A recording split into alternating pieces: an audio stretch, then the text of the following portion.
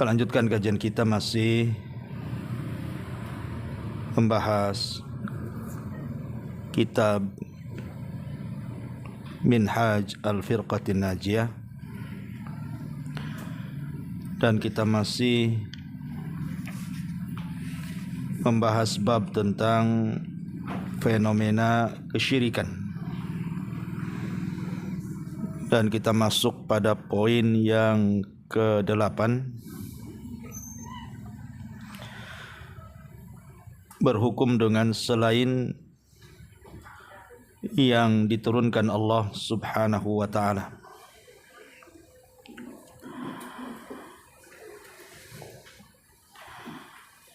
Di sini muallif rahimahullahu ta'ala mengatakan,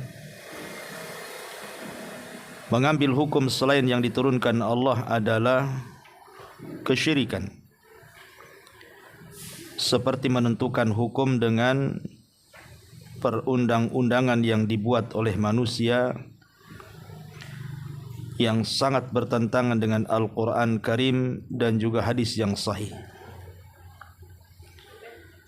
yaitu apabila ia meyakini diperbolehkannya mengamalkan undang-undang buatan manusia tersebut.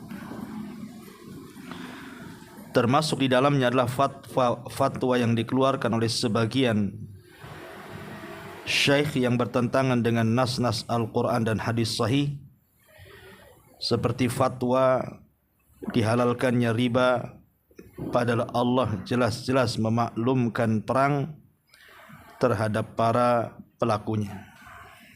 Taib. Ma'asyiral muslimin wal muslimat rahimani wa rahimakumullah.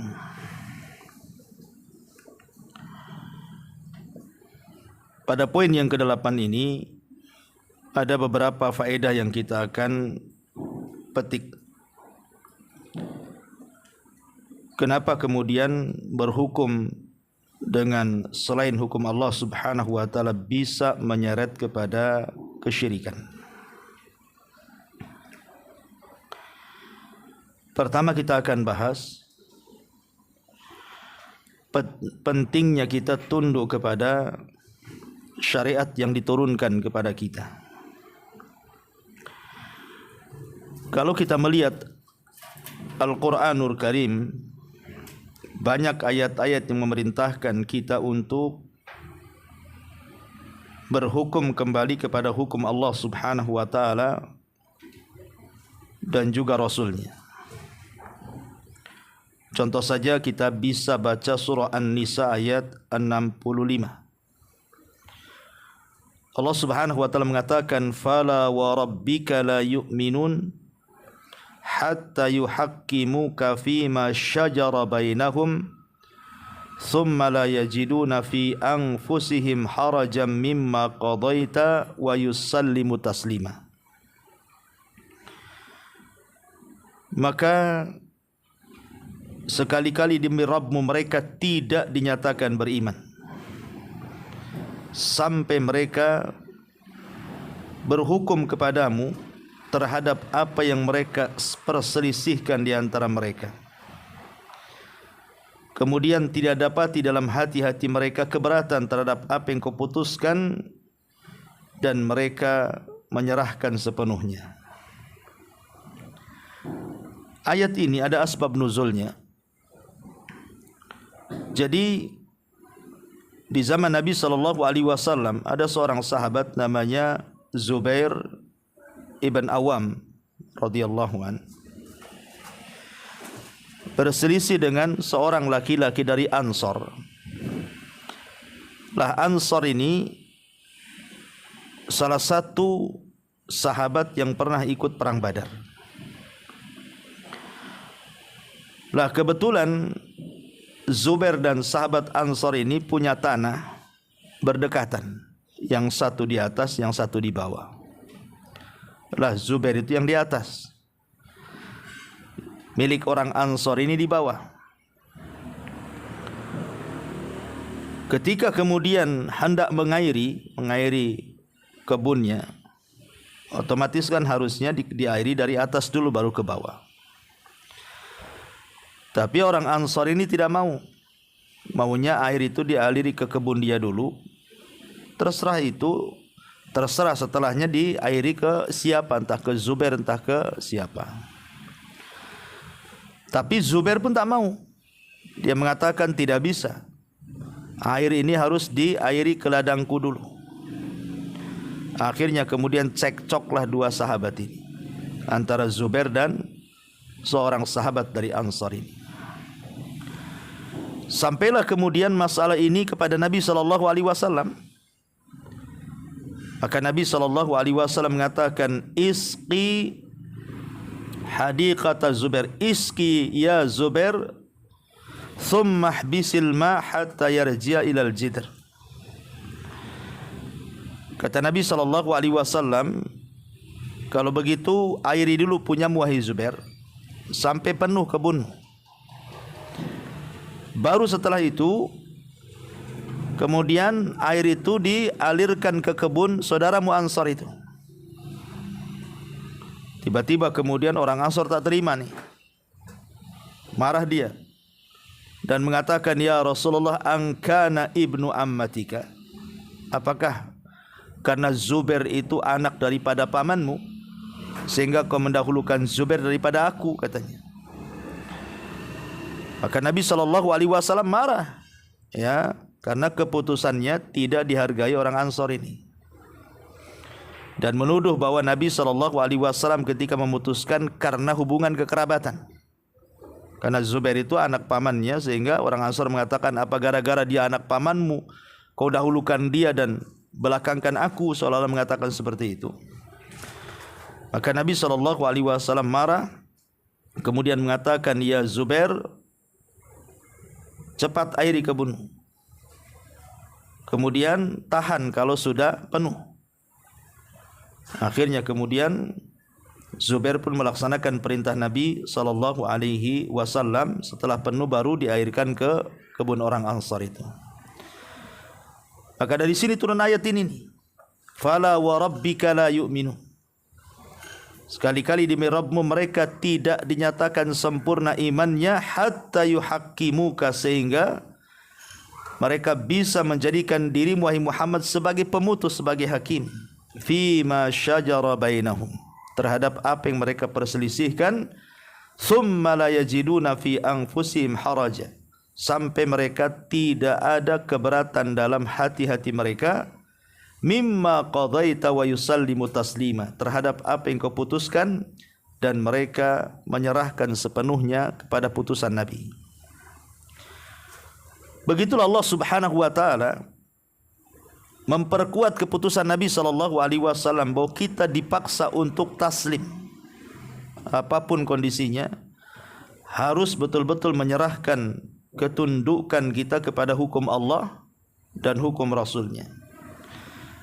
Makanya Abu Bakar Siddiq radhiyallahu an sampai mengatakan,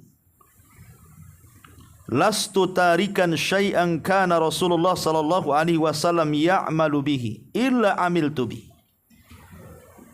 fa inni akhsha in taraktu syai'an min amrihi an azig. Aku tidak pernah meninggalkan sedikit pun yang Nabi SAW amalkan, kecuali aku usahakan untuk ikut mengamalkannya. Karena aku takut, kata Abu Bakar, jikalau aku meninggalkan sesuatu dari perintahnya, aku tidak menuruti perintahnya, an azig, dipastikan aku sesat. Lihat Abu Bakar Siddiq radhiyallahu an, dia mengatakan, kalau sampai ada satu perintah tidak aku laksanakan dari Nabi SAW, dipastikan aku sesat. Itulah takutnya Abu Bakar Siddiq radhiyallahu an.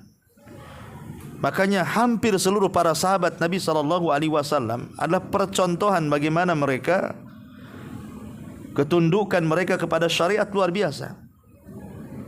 Bahkan disebutkan dalam Sahih Bukhari dari Aisyah radhiyallahu anha. Kata Aisyah radhiyallahu anha, yarhamullahu nisa'al muhajiratil awal. Semoga Allah merahmati wanita-wanita muhajirah, wanita-wanita muhajirah, wanita-wanita Madinah yang awal-awal. Lamma anzalallah, tatkala Allah turunkan, wala yadribanna bihumurihin ala juyubihin, hendaklah mereka melembrehkan jilbab-jilbab mereka. Apa yang terjadi? Syaqaqna murutahunna fahtamarna biha. Maka mereka langsung pulang. Mereka merobek kain apapun yang bisa dirobek, kemudian mereka gunakan untuk menutup kepala mereka. Jadi ketika turun ayat hijab itu, semua wanita pulang. Kalau ada taplak meja lah pokoknya. Yang penting bisa ditutupi kepalanya.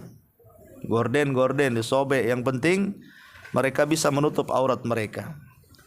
Begitulah gambaran wanita-wanita muhajirat. Makanya Aisyah mengatakan semoga Allah memberikan rahmat kepada mereka. Ketika turun ayat hijab, tidak ada satu wanita Ansar kecuali pulang merobek kain dan menutupi wajah-wajah mereka. Menunjukkan bahwa baik laki-lakinya, baik perempuannya, mereka luar biasa ketundukannya kepada syariat Allah dan Rasulnya. Bahkan disebutkan juga dalam Sahih Bukhari dan Muslim dari hadis Abdullah ibn Umar radhiyallahu anhuma. Jadi saat Nabi SAW sekitar 16 bulan, salat itu kan masih menghadap Baitul Maqdis, belum menghadap Baitullah Al-Haram. 16 bulan itu Nabi SAW tidak enak hati kalau salat itu masih berkiblat ke Baitul Maqdis, karena kiblatnya sama dengan kiblatnya Yahudi masalahnya. Jadi Nabi SAW berusaha berdoa kepada Allah agar Allah memalingkan kiblat ke yang lain. Maka Allah kabulkan permintaannya. Akhirnya ketika Nabi SAW sedang melaksanakan sholat, turun perintah agar kiblatnya dialihkan. Akhirnya kemudian Rasul senang karena rupanya dialihkan ke Baitullah Al-Haram, ke Mekah Al-Mukarramah, tepatnya ke Ka'bah. Maka semua para sahabat yang ada di kota Madinah tidak lagi berkiblat ke Baitul Maqdis, tetapi diarahkan ke Baitullah Al-Haram. Masalahnya, orang-orang yang berada di daerah Kuba itu tidak mendengar bahwa kiblat itu sudah diarahkan ke tempat lain. Kecuali setelah Nabi SAW mengutus seseorang untuk memberitahu orang-orang yang ada di Kuba. Maka berangkatlah utusan Nabi SAW sampai di Kuba. Ketika sampai di Kuba, sahabat sedang sholat subuh. Ya. Nah, ketika itu mereka baru mendapatkan 1 rakaat dan masih menghadap Baitul Maqdis. Jadi 1 rakaatnya itu masih menghadap Baitul Maqdis. Ketika hendak ke rakaat kedua, barulah kemudian utusan Nabi ini berteriak, ala wa innal qiblata qad surrifat. Kiblat sudah dipalingkan loh. Tidak lagi ke Baitul Maqdis, tetapi ke Baitullah Al-Haram. Maka disebutkan dalam riwayat, maka fastadaru ilal kiblati athna'a salatihim. Mereka pun berputar 180 derajat. Yang tadinya ngarah ke sana jadi ngarah ke sana gitu ya. Yang tadinya berbalik itu 180 derajat tuh. Sementara mereka sedang sholat, dalam riwayat mereka sedang ruku pada rakaat kedua tuh. Maka mereka pun berputar saat ruku tuh, langsung mengarah ke Baitullah Al-Haram. Lihat bagaimana taslimnya para sahabat kepada hukum Allah dan Rasulnya. Dalam kondisi sholat saja mereka langsung berputar itu tanpa berfikir iya atau tidak kan itu. Karena di zaman itu tidak ada sahabat yang berdusta masalahnya. Makanya kemudian mereka yakin saja. Nah, ini menunjukkan bahwa bagaimana taslimnya mereka kepada syariat. Kemudian juga riwayat Aisyah radhiyallahu anha dan juga riwayat Abdul Razzaq dalam musannafnya. Jadi satu hari Nabi SAW itu jalasa 'alal mimbar yaumal jum'ah, duduk di atas mimbar di hari Jumat. Falamma jalasa, ketika Nabi SAW duduk, Rasul mengatakan, ijlisu, duduk semua kalian. Jadi ketika Rasul duduk, Rasul mengatakan kepada jemaah di masjid itu, duduklah kalian semua. Maka kata-kata Rasul, duduklah kalian semua, itu suara Nabi itu kan lantang sampai jauh. Ya, walaupun di zaman itu belum ada mukabbir as-saut, belum ada kayak kita ini sound system gitu ya. Yang kalau kita ngomong di sini kedengaran sampai di sana. Tapi di antara mukjizat Rasul pun, Rasul itu punya suara lantang yang bisa didengar sampai jauh gitu ya. Ada seorang sahabat namanya Abdullah bin Rawaha, seorang sahabat Ansar. Ketika itu dia berada di Bani Ghanam, ya enggak jauh sih dari Masjid Nabawi, Bani Ghanam itu. Tapi dia mendengar. Maka tiba-tiba ketika Rasul mengatakan duduklah kalian, duduk dia. Padahal enggak ada di tempat dia. Ya. Jadi kemudian ketika Nabi SAW selesai, kemudian keluar lewat di Bani Ghanam, dilihatnya Abdullah bin Rawaha itu sedang duduk. Maka Rasul mengatakan, "Masya'nuk? Kenapa kau duduk-duduk di sini?" Kata Rasul. Maka kata Abdullah ibn Rawaha ini, "Sami'tu kataqulu ijlisu fajalastu." Karena aku mendengar kau berteriak suruh duduk, aku duduklah kan itu. Maka Nabi SAW mengatakan, "Zadakallahu ta'atan." Semoga Allah menambah ketaatan kepadamu. Lihat, sahabat ini tidak tahu apa maksudnya. Suruh duduk, duduk. Kalau kita kan tanya dulu, suruh duduk, maksudnya apa duduk ini kan begitu. Tapi begitulah para sahabat, sampai pun disuruh duduk, mereka duduk. Ya, karena yang memerintahkan Nabi sallallahu alaihi wa ala alihi wasallam. Contoh yang lain, Abdullah ibn Abbas radhiyallahu anhuma meriwayatkan sebuah hadis. Jadi Nabi sallallahu alaihi wasallam ra'a khataman min dhahabin fi yadi rajulin fanaza'ahu fatarahu. Nabi melihat ada seorang laki-laki di tangannya menggunakan cincin emas. Dan bagi seorang laki-laki tidak boleh menggunakan perhiasan dari emas, karena itu khusus perempuan kan itu. Tiba-tiba kemudian Nabi SAW kemudian memegang tangannya, melepas cincinnya dan membuangnya. Kemudian Rasul mengatakan, "Ya'madu ahadukum ila jamratin min narin fayaj'aluha fi yadihi." Salah seorang di antara kalian hendak menyengaja untuk melempar dirinya ke dalam api dari api neraka, kemudian diletakkan dalam tangannya. Kemudian Nabi SAW selepas itu langsung pergi. Ketika Rasul pergi, adalah kawan yang punya yang tadinya menggunakan emas di tangan ini ngomong sama orang ini dan mengatakan, "Ini Nabi sudah pergi, ambil lagi lah sayang, masa cincin dibuang, ambil lagi lah. Ya walaupun tidak dipakai, manfaatkanlah," kan begitu. Tapi dia mengatakan, "La, wallahi demi Allah tidak. La akhudu abadan qad tarahahu Nabi SAW." Aku tidak akan mengambil barang yang dibuang Nabi gitu. Enggak mau saya. Barang itu sudah dibuang Nabi, enggak mungkin aku ambil gitu. Begitulah ketakutan para sahabat. Ya, dan ketaatan para sahabat kepada Nabi sallallahu alaihi wa ala alihi wasallam. Termasuk juga riwayat daripada Abdullah bin Mas'ud Al-Badri radhiyallahu an. Satu hari kata Abdullah bin Mas'ud ini, "Aku pernah memukul budakku dengan pecut.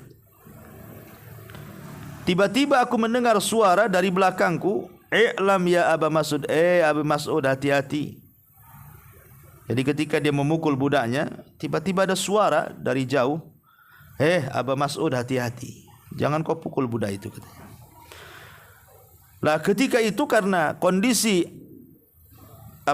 sahabat ini lagi marah. Abi Mas'ud ini Al-Badri radhiyallahu an, sehingga kurang dengar kalau ada yang kemudian menegur dia dari belakang itu. Ketika emosinya sudah mereda, kemudian dia menengok ke belakang, rupanya Nabi yang negur itu. Apa? Kagetlah Abu Mas'ud ini. Rupanya Nabi yang menegur. Kemudian dia mengatakan, ketika aku melihat Nabi, fa'alqaitus sauta min yadi, maka aku pun lempar pecut yang di tanganku. Faqala, kemudian Nabi SAW mengatakan, "I'lam Aba Mas'ud, anna Allah aqdara alaika minka ala hadzal ghulam." Ibnu Mas'ud, kata Rasul, Allah lebih bisa untuk membalaskan apa yang kau lakukan kepada budakmu. Kau jangan zalim sama budakmu, Allah nanti balas. Ya. Maka kata Abdullah bin Mas'ud, wallahi la adribu mamlukan ba'dahu abada. Setelah Nabi SAW bicara seperti itu, sampai mati aku tidak pernah lagi memukul budakku, katanya. Karena takut. Ya. Begitulah Abdullah bin Mas'ud radhiyallahu an, ketaatannya kepada syariat, gitu ya. Kemudian contoh yang lain, ketika Nabi SAW sedang sholat bersama para sahabatnya, tiba-tiba kemudian Nabi SAW di tengah solat itu melepas sandal. Dilepaskanlah sandal itu. Semua sahabat melepas sandal. Ketika falamma qada Rasulullah SAW salatahu, ketika Rasul selesai solat, Rasul bertanya kepada makmum itu, ma hamalakum ala ilqaini alikum. Ada apa sandal kalian kenapa dicopot? Maka sahabat polos sajalah, mereka mengatakan ra'ainaka alqaitana 'alaika fa alqaina. Karena kami melihat engkau melepas sandal, kamilah ikut-ikut lepas sandal, katanya kan. Maka Nabi SAW mengatakan, tidak begitu. Jibril tadi atani datang kepadaku fa akhbirni anna fiha qadaran. Dia ngasih tahu di sandalku itu ada kotorannya, ada najisnya. Makanya aku lepas karena dalam kondisi salat. Ya. Kemudian Rasul mengatakan, idza jaa ahadukum ilal masjid falyanzur fa in ra'a fi na'laihi qadaran aw adan falyamsahu wal yusalli fihima. Kata Rasul, kalau salah seorang di antara kalian masuk ke masjid, sebelum masuk tengok sandalnya. Kalau kira-kira di sandalnya ada kotoran, ada najisnya, cukup diusap-usap ke tanah, dan itulah cara membersihkannya. Salatlah dengan dua sandal itu. Tapi di sini syahidnya apa? Semua sahabat melepas sandal hanya gara-gara Rasul melepas sandal, itulah maksudnya. Padahal di sandal-sandal para sahabat tidak ada kotoran, tapi mereka itu melakukan apapun yang dilihat Rasul, dikhawatirkan jangan-jangan ketika itu turun wahyu, kan tidak tahu, namanya lagi sholat. Makanya sahabat hanya mengikuti apa yang mereka lihat dari Nabi sallallahu alaihi wasallam. Atau contoh yang lain, ya, ketika terjadi pengharaman khamar, Anas ibn Malik radhiyallahu an itu kan berada di rumah Abu Talha radhiyallahu an, dan di rumah Abu Talha itu sedang ada tamu. Dan minuman khamar itu menjadi kebiasaan untuk menjamu tamu di zaman itu, karena belum diharamkan masalahnya. Jadi saat Anas menuang-nuangkan khamar ke gelas-gelas tamu di rumah Abu Talha itu, tiba-tiba kemudian mendengar ada kegaduhan di luar rumah tuh. Maka Abu Talha mengatakan kepada Anas, ya Anas, keluar. Ada apa tuh kok ramai kali di luar sana? Akhirnya Anas pun keluar. Sebentar waktu datang lagi memberitahu, ya Abu Talha, Nabi SAW sudah mengutus orang untuk memberitahu bahwa khamr dilarang dan diharamkan selamanya. Innal khamra qad hurrimat. Khamr sudah diharamkan. Maka ketika itu langsung Abu Talha menuangkan khamr-khamr di depan rumahnya.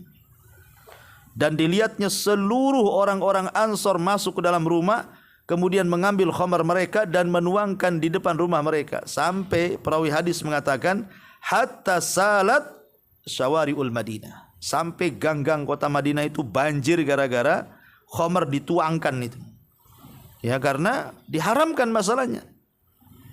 Lihat bagaimana para sahabat tidak berpikir yang penting ini perintah atau ini larangan, langsung main kerjakan, langsung main tinggalkan. Itulah hebatnya taslimnya para sahabat Nabi sallallahu alaihi wasallam kepada Nabi sallallahu alaihi wasallam. Karena tahu itu perintah Allah, ya, perintah Nabi ya perintah Allah. Itulah yang ada di benak para sahabat Nabi sallallahu alaihi wasallam. Bahkan sahabat itu sampai kalau ada orang yang menyelisih perintah Nabi itu tidak mau teguran tuh, walaupun sama anaknya. Seperti umpamanya kasusnya Ibnu Umar radhiyallahu anhuma dengan putranya namanya Bilal. Ya, bukan Bilal bin Rabah. Bilal putra Ibnu Umar. Jadi satu hari, ya namanya orang tua bertandanglah ke rumah putranya Bilal ini, Ibnu Umar ini. Kemudian ngeluhlah istrinya Bilal ini mengeluh kepada mertuanya Ibnu Umar dan mengatakan, wahai ayahku, bisa enggak kau nasihati suamiku? Dia melarang kami untuk pergi ke masjid karena dia sangat cemburu dengan kami. Akhirnya kemudian Ibnu Umar menasihati putranya Bilal. Ya Bilal, jangan kau larang tuh wanita-wanitamu, istrimu, anak wanitamu untuk pergi ke masjid. Karena Rasul mengatakan la tamna'u ima Allah an tusalliyanna fil masjid. Karena jangan kalian, kata Rasul, melarang wanita-wanita kalian pergi ke masjid. Biarkan mereka ke masjid selama syarat-syaratnya sudah terpenuhi, kan begitu. Tetapi Bilal ini tetap mengatakan, wallahi lanamna'ahunna, demi Allah tetap aku larang, enggak boleh. Dari situlah kemudian marah Ibnu Umar nih. Dia kasih tahu sabda Nabi, malah dia katakan, kata Nabi, silahkan jangan larang wanita-wanita kalian berangkat ke masjid, kau pula mengatakan saya akan larang.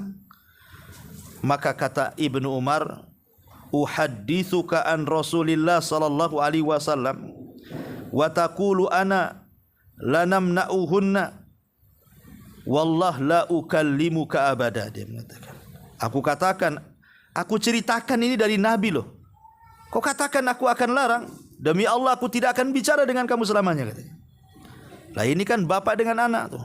Bagaimana Ibnu Umar memberikan pelajaran kepada anaknya gara-gara anaknya melawan hadis Nabi SAW sampai dia mengatakan saya tidak akan bicara kamu. Dan dalam keterangan hadis, Ibnu Umar lama tidak mengajak bicara anaknya gara-gara kasus ini. Ya, begitulah pembelaan para sahabat Nabi SAW dan banyak lagi. Ya, kalau kita menceritakan tentang kisah-kisah para sahabat, bagaimana ketundukan mereka kepada syariat Allah dan juga Rasulnya. Baik. Jadi di sini mu'alif rahimahullahu taala memasukkan berhukum dengan hukum selain Allah yang diturunkan Allah Subhanahu wa taala. Jadi berhukum dengan selain yang diturunkan Allah Subhanahu wa taala bisa masuk dalam kategori syirik. Begini, ikhwatu fiddin muliakan Allah Azza wa Jalla. Hukum Allah itu kan terbagi dua, ya. Hukum Allah itu terbagi dua. Ada yang disebut dengan hukum syar'i. Ada yang disebut hukum syar'i. Ya, hukum syar'i ini ya Al-Quran, Sunnah. Itu hukum syar'i namanya. Dan Allah mengatakan, inil hukmu illa lillah yaqussul haq wa huwa khairul fasilin. Menetapkan hukum itu hanyalah hak Allah. Dia menerangkan kebenaran dan dia pemberi keputusan terbaik. Al-An'am 57. Jadi Allah itu adalah pemberi keputusan terbaik. Apa yang ada dalam Al-Quran itulah yang terbaik. Apa yang ada pada hadis Nabi SAW yang sahih itulah yang terbaik. Tidak ada hukum yang terbaik melainkan Al-Quran dan Sunnah. Ini yang pertama. Yang kedua ada namanya hukum kauni. Hukum kauni ini adalah hukum yang berkaitan dengan kejadian alam. Dan kita harus meyakini bahwa alam semesta ini ada yang mengatur, ada yang menguasai, dan ada yang menciptakan. Dan itu adalah Allah Subhanahu wa ta'ala. Allah yang menciptakan, Allah yang menguasai, dan Allah yang mengatur alam semesta ini.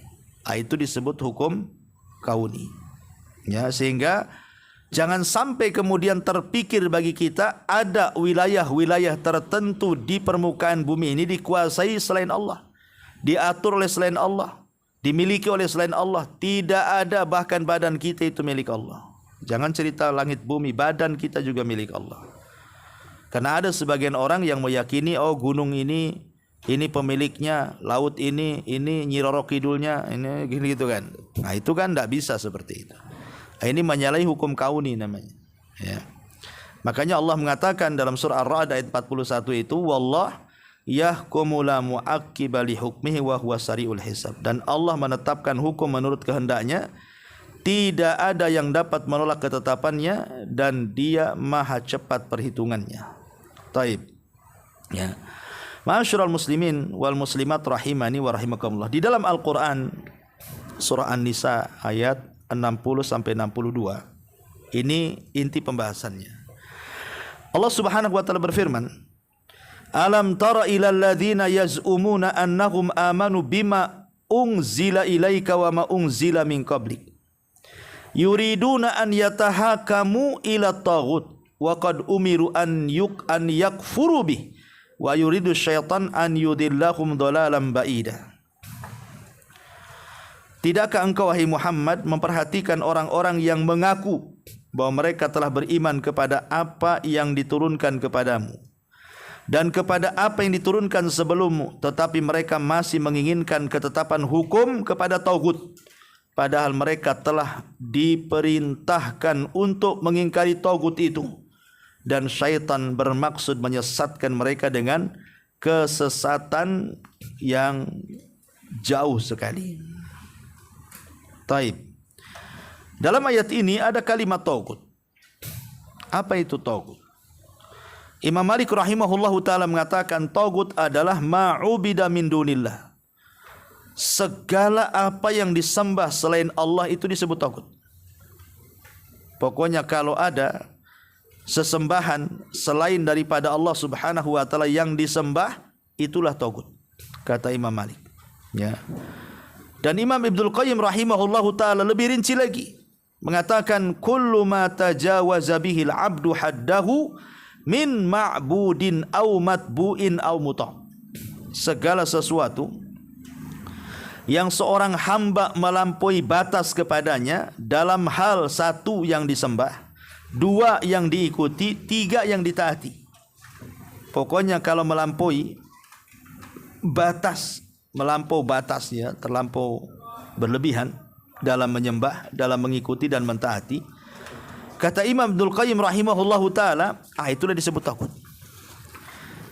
Maka kalau kita rinci berarti ada 3 poin di sini. Ya.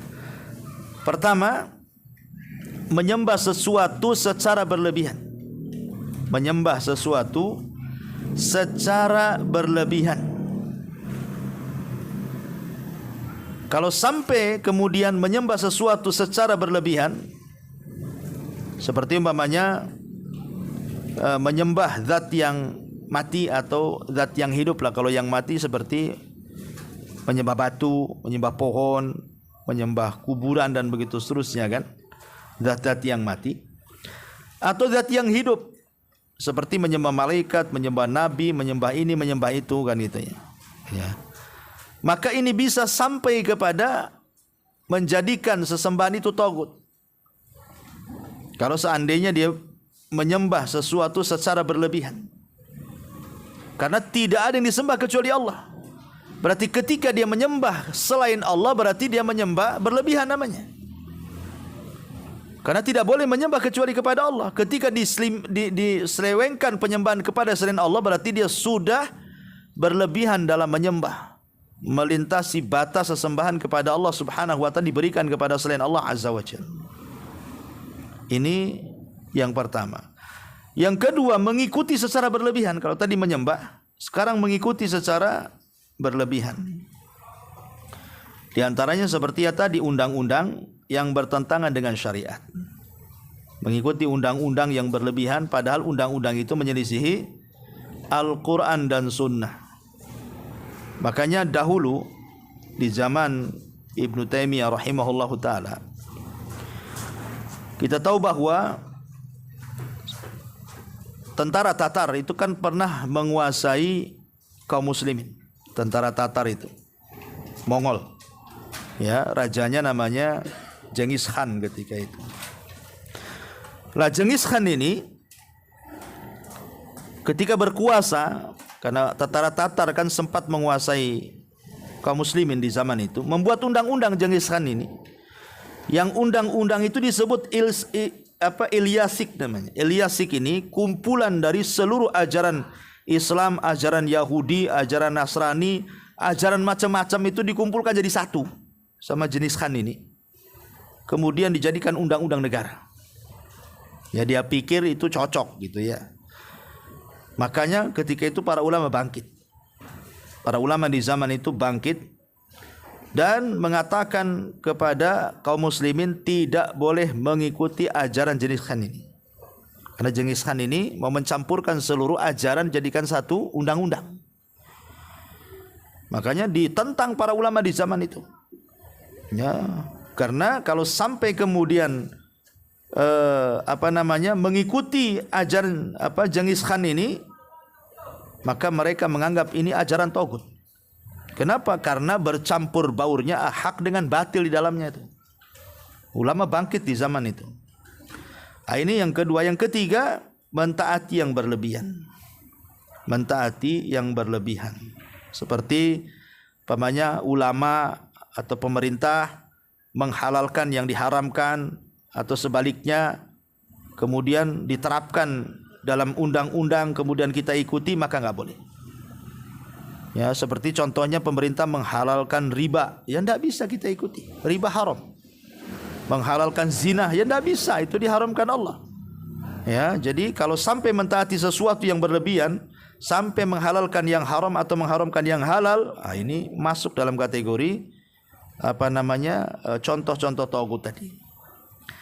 Ma'asyiral muslimin yang dimuliakan Allah Azza wa Jalla. Tapi saya pernah singgung juga di sini, yang harus dipahami adalah ketika kita ini bicara soal berhukum dengan selain Allah, ya, jangan sampai kemudian kita memahami seperti yang dipahami orang-orang Khawarij.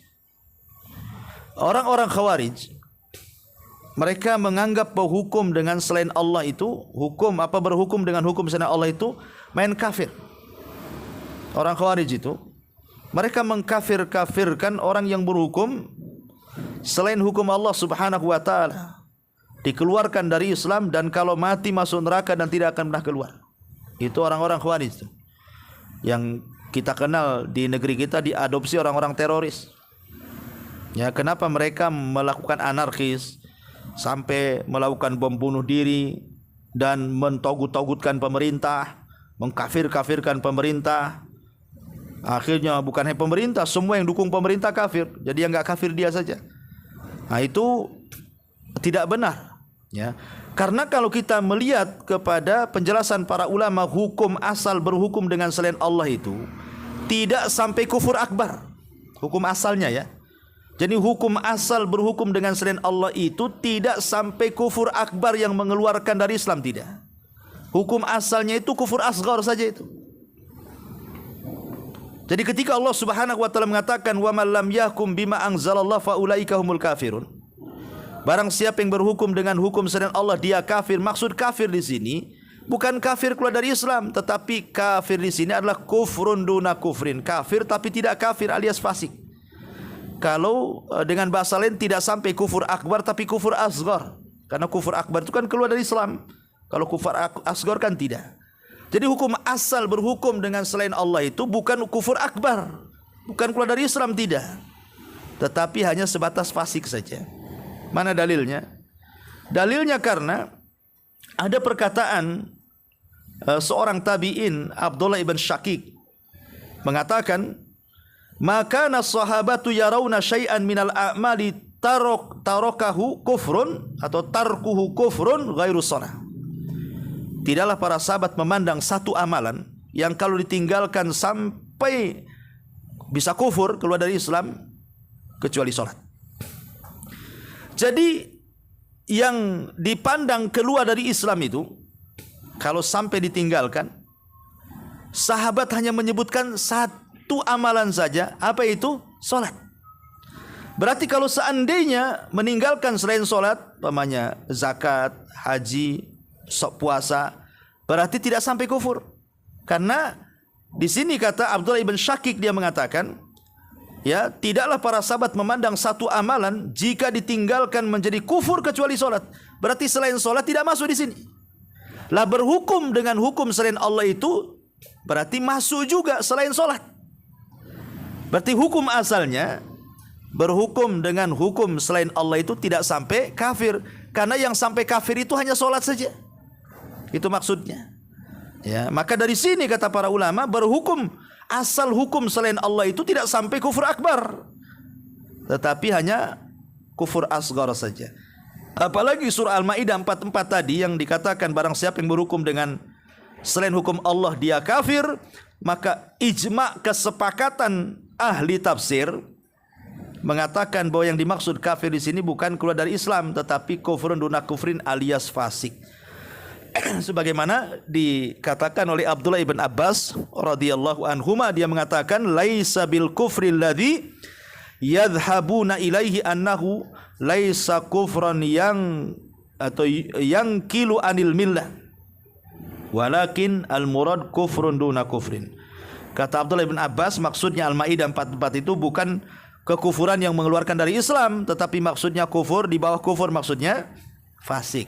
Ya, Ma'asyiral muslimin yang dimuliakan Allah Subhanahu wa taala, tetapi bukan berarti hukum asalnya berhukum kepada selain hukum Allah itu adalah kufur asghar, tidak menjadi kufur akbar. Bisa. Kufur asghar itu bisa jadi kufur akbar tuh. Kapan itu? Ya. Ma'asyiral muslimin yang dimuliakan Allah Subhanahu wa taala. Jadi kondisi yang merubah status dari kufur asghar menjadi kufur akbar ini kita akan rinci sedikit ya. Jadi orang-orang yang membuat hukum atau undang-undang ada beberapa kondisi ya. Satu nih, orang yang mengakui dirinya bersalah dalam membuat hukum dengan selain hukum Allah. Mungkin dia tahu kayaknya nggak benar ini, menyelisih Quran Sunnah ini. Cuman apalah daya, di negeri kita ini tidak bisa diterapkan hukum Allah. Terpaksalah kemudian dia membuat undang-undang yang menyelisihi hukum daripada hukum selain Allah Subhanahu wa taala. Ya. Tetapi kondisi seperti ini ada beberapa kondisi dia tetap membuat hukum selain hukum Allah karena sebuah kepentingan dunia, syahwat, ya. Maka orang seperti ini bisa kufur asghar. Karena masih meyakini bahwa yang terbaik itu Quran Sunnah, tapi masih dibuat juga. Nah, berarti orang ini tidak sampai kufur akbar, kembali kepada hukum asal, kufur asghar kan itu. Ya. Kemudian yang kedua, ini yang kemudian membuat hukum dengan hukum selain Allah, tetapi karena untuk daripada tidak ada. Sebab kalau tidak diadakan nanti kerusakan akan melebar. Namanya dalam kaidah itu irtikab akhaffu dhararaini, mengambil yang paling ringan kerusakannya. Contoh di negeri kita ini kan tidak ada hukum potong tangan bagi yang mencuri. Tetapi kalau kita tidak membuat alternatif supaya pencuri itu jera dan berhenti mencuri, nanti banyak pencurian. Akhirnya dibuatlah undang-undang KUHP, memperbanyakan penjara sekian tahun. Ya. Alasannya apa? Ya karena nggak mungkin diterapkan hukum potong tangan di sini. Ya, tetapi kan harus dibuat hukum jera, namanya mengambil yang paling ringan madaratnya, dibiarkan tetap mencuri, dibuatkan hukum menentang hukum selain Allah, kan begitu ya. Maka yang seperti ini kata para ulama, ya mudah-mudahan kalau tujuannya adalah akhaffu dhararaini, menempuh kemungkaran yang teringan, maka ya mudah-mudahan dapat pahala. Karena ini sama dengan mengingkari kemungkaran kan. Tetapi kan tidak bisa berhukum dengan hukum Allah karena negara kita tidak memperlakukan hukum Allah itu. Makanya diganti dengan hukum selain Allah, tetapi dalam rangka mencegah kemungkaran. Wallahu alam ya. Ini kondisi yang kedua. Kemudian juga orang yang meyakini bahwa dirinya tidak salah ketika membuat hukum dengan hukum selain Allah ini ada beberapa kondisi. Satu, meyakini akan bolehnya membuat hukum sendiri selain Allah. Maksudnya seakan-akan dia merasa boleh untuk membuat hukum sendiri sebagaimana hukum Allah Subhanahu wa taala. Ini bisa kufur akbar karena menandingi hukum namanya. Kalau dia sampai meyakini bolehnya membuat hukum selain Allah untuk menandingi hukum Allah, ini bisa kufur akbar. Ini bisa keluar dari Islam. Ya. Yang kedua, meyakini hukum yang dibuat itu sama dan sederajat. Ini juga sama. Ya, kemudian yang ketiga, dia merubah dan mengganti hukum secara keseluruhan dari hukum Allah. Ini juga bisa tingkat kufur akbar. Jadi ada 3 kondisi. Yang merubah dari hukum kufur asghar menjadi kufur akbar. 1, dia meyakini bolehnya membuat hukum selain hukum Allah. Boleh, tidak ada masalah. Ya. Maka hukum dia akan menjadi hukum tandingan kepada hukum Allah, maka ini kufur akbar. Yang kedua, meyakini hukum yang dibuatnya setara dengan hukum Allah. Ini berubah dari kufur asghar jadi kufur akbar. Yang ketiga, dia mengganti secara keseluruhan hukum Allah dengan hukum dia. Ini lagi parah lagi. Ya. Ma'asyiral muslimin yang dimuliakan Allah Subhanahu wa taala. Tetapi kalau seandainya ada orang yang tidak setuju namun karena darurat sehingga dia berhukum dengan hukum selain Allah Subhanahu wa taala, maka kata ulama tidak mengapa. Kalau memang darurat gitu ya. Karena di negeri kita kan memang tidak bisa bulat-bulat mengambil hukum Allah. Walaupun sebenarnya secara global negeri kita sudah banyak berhukum dengan hukum Allah kan. Kalau kita ke KUA juga kita lihat hukum pernikahan juga ikut hukum Allah. Kalau kita ke PA juga hukum waris masih hukum Allah. Salat, puasa, zakat dan begitu seterusnya. Secara umum alhamdulillah ya negeri kita ini masih mengacu kepada hukum Allah kan begitu. Cuman ada beberapa hukum yang memang tentu berkaitan dengan masalah hudud, yaitu belum yang mengacu kepada hukum Allah. Seperti kalau mencuri ya belum ada potong tangan kan itu ya. Kalaupun berzina belum ada rajam, belum ada hukum pancung dan begitu seterusnya. Ya, tapi secara keseluruhan alhamdulillah negeri kita ini. Ya, tetapi tadi jangan sampai kita meyakini bahwa hukum selain hukum Allah Subhanahu wa taala itu lebih baik dibandingkan hukum Allah ini bahaya. Nanti bisa bergeser dari kufur asghar bisa menjadi kufur akbar, bahkan bisa menjadi sebuah kesyirikan yang kemudian dicontohkan oleh muallif rahimahullahu taala. Wallahu alam. Inilah poin yang ke-8, berhukum dengan selain yang diturunkan Allah Subhanahu wa taala. Taib, sampai di sini kalau ada yang bertanya.